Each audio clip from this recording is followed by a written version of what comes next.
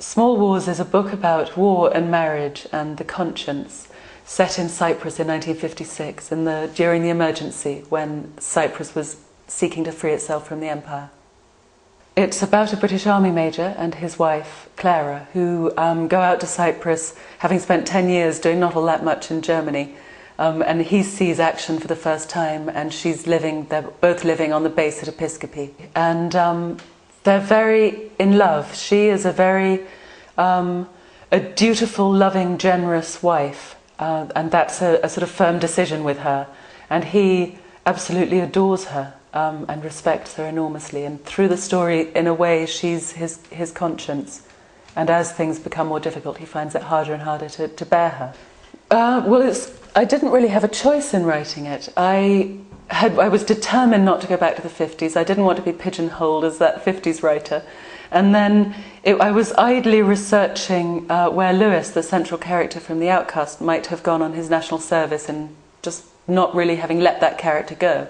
And I came upon Cyprus, which seemed to immediately the perfect place to tell the story of things that have been troubling me about what our country is doing at the moment. And I became completely drawn into finding out about that small war and comparing it with these ones in Afghanistan and Iraq that we're fighting now.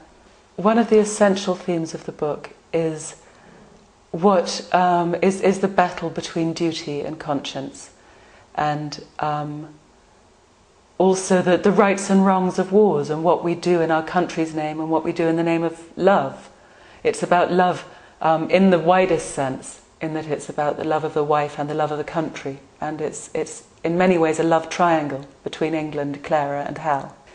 The central character, Hal, is a very conventional, very upright, a really traditional soldier who comes from a military background and has very strong beliefs and expectations he's really a man of conscience acting within a situation that lacks a conscience.